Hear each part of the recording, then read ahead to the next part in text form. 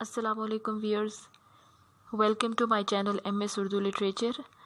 और आज हम बाले जिब्रील की मंजूमात में से पहली नज़्म दुआ जो कि इकबाल ने मस्जिद कुर्तुबा में बैठकर लिखी उस पर बात करेंगे। इससे पहले पिछली वीडियो में मैंने मस्जिद कुर्तुबा की तारीख़ के बारे में आपको आगाह किया था। इस नज़्म को समझने के लिए इसकी तारीख़ को समझना बहुत ज़रूरी था। लिहाजा अब हम बाले जिब्रील की मंजूमात में से पहली नज़्म इकबाल की दुआ उस पर बात करते हैं। इसका पहला शेर देखें, है यही मेरी नमाज, है यही मेरा वज़ू, मेरी नवाओं में है मेरे जिगर का लहू। इसकी तशरीह व्यूअर्स मैंने पहले लिख कर रख ली थी ताकि मेरी वीडियो ज़्यादा लंबी ना हो, और ऐसे बोलने में हो सकता है कि बहुत से पॉइंट आपके जहन से निकल जाएं, लिहाजा मैंने पहले इसको लिख लिया था। देखें, इस शेर में शायर ये कहते हैं कि इश्क़ हकीकी जब इंतहा पर पहुंचता है तो जिगर का लहू भी आहो फरियाद में ढल जाता है, और यही आहो फरियाद मेरी नमाज और वज़ू का रूप धार लेती है। ए मेरे मौला करीम, मैं जो नगमे अलाप रहा हूँ यानी फरियादें कर रहा हूँ, वो महज आवाज़ नहीं है, उनमें मेरे जिगर का लहू शामिल है, और यही मेरा वज़ू है और यही मेरी नमाज है।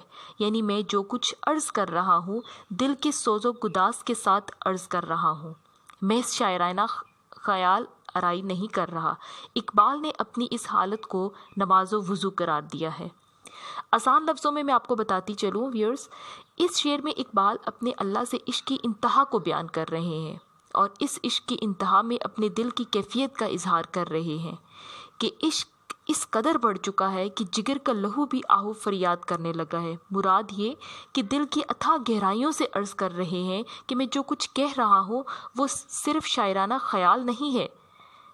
यानी ऐसा नहीं है कि सिर्फ शायरी के तकाज़े पूरे करने के लिए उन्होंने ऐसे अल्फाज या ख़यालात का चुनाव किया है, बल्कि वाक़तन इकबाल अपने दिल की कैफियत को बयान कर रहे हैं और कि दिल आहो फरियाद करता नज़र आ रहा है, और इसी आहो फरियाद को इकबाल ने नमाज और वज़ू के रूप का नाम दिया है।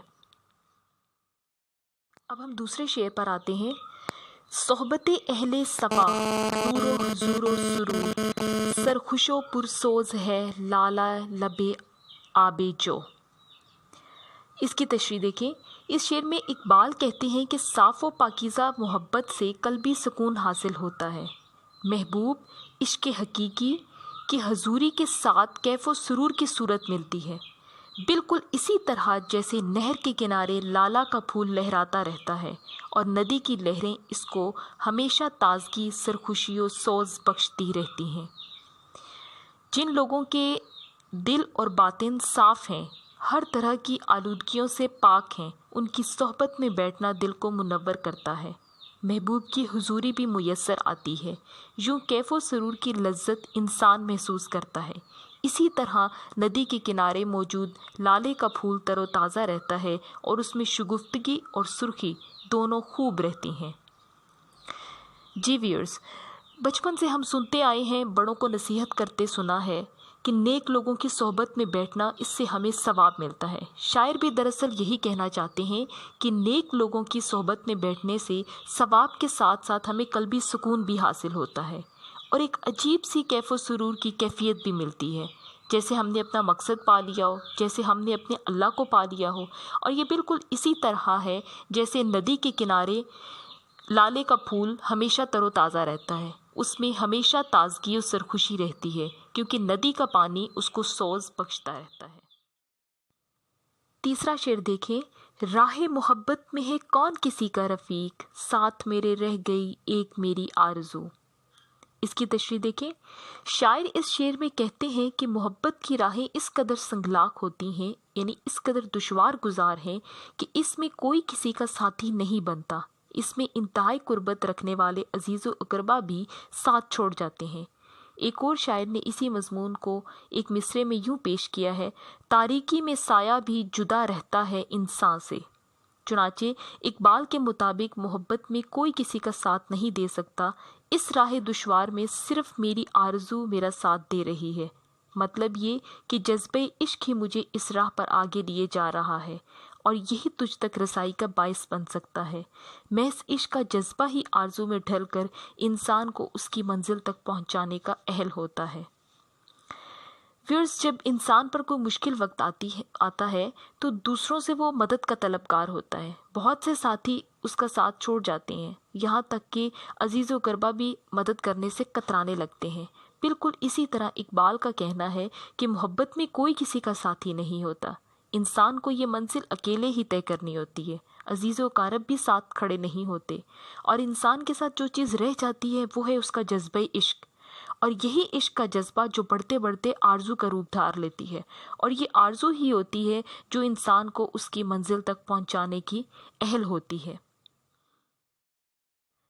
چوتھا شعر دیکھیں، میرا نشیمن نہیں درگاہ میرو وزیر، میرا نشیمن بھی تو شاخ نشیمن بھی تو۔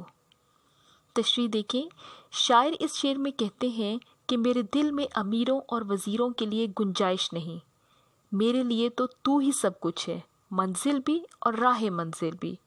اقبال اس شعر میں اپنے رب کریم سے مخاطب ہو کر کہتے ہیں کہ میں نے نہ امیروں کے در کو اپنا ٹھکانہ بنایا ہے اور نہ وزیروں کی بارگاہ کو ٹھکانہ بنایا ہے، میں ان سب سے بے نیاز ہوں، کسی بھی دنیاوی دولت و مرتبے کے حامل آدمی کو اس لائق نہیں سمجھتا، میرا تو نشیمن بھی تو ہے اور شاخ نشیمن بھی تو ہے، گویا یہ تیرا مجھ پر کرم ہے کہ تو نے مجھے اس شعور و توفیق سے نوازا ہے کہ میرا سب کچھ تو ہی ہے۔ اس شعر میں شاعر اپنے دل کی صفائی اور پاکیزگی کو بیان کر رہے ہیں۔ اقبال یہ کہنا چاہتے ہیں کہ میرا دل کسی غیر مصنوعی طاقت سے متاثر نہیں ہوتا، دنیاوی مال و دولت رتبہ میرے لیے کوئی وقت نہیں رکھتا، میرے دل میں ان چیزوں کی کوئی جگہ نہیں ہے۔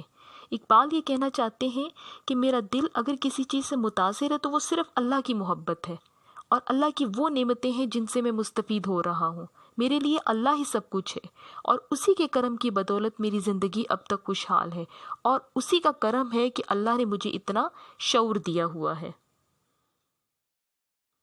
پانچواں شعر دیکھیں، تجھ سے گریباں میرا مطلع صبح نشور، تجھ سے میرے سینے میں آتش اللہ ہو۔ صبح نشور کا مطلب ہوتا ہے قیامت کی صبح۔ اب اس کی تشریح کی طرف آتے ہیں۔ اقبال اپنی اللہ سے مخاطب ہو کر کہتے ہیں کہ اے خدا، تو نے میرے سینے میں عشق حقیقی کی جو آگ روشن کی ہے وہ قیامت کے روز بھڑکنے والی آگ سے کم نہیں، غالباً اس کی وجہ یہ ہے کہ میرا دل اللہ ہو کی حرارت کی آماجگاہ بنا ہوا ہے۔ اقبال کہنا چاہتے ہیں کہ اللہ سے عشق کی بدولت میرا گریبان صبح قیامت کے طلوع کی صورت اختیار کر گیا ہے، اور تیرے عشق ہی کی وجہ سے میرے سینے میں اللہ ہو کی آگ روشن ہے، مطلب یہ کہ تیرے عشق کی بدولت میرے گریبان سے قیامت کے سے ہنگامے اٹھ رہے ہیں، جس طرح قیامت کے روز مردہ زندہ ہو جائیں گی، اسی طرح تیرے کرم سے میرا جذبہ عشق کا حامل کلام مردہ لوگوں کی زندگی کی روح پھونک دے گا۔ اقبال اس شعر میں اللہ سے عشق کے ساتھ ساتھ اپنے کلام کی طاقت اور پختگی کو بھی بیان کر رہے ہیں۔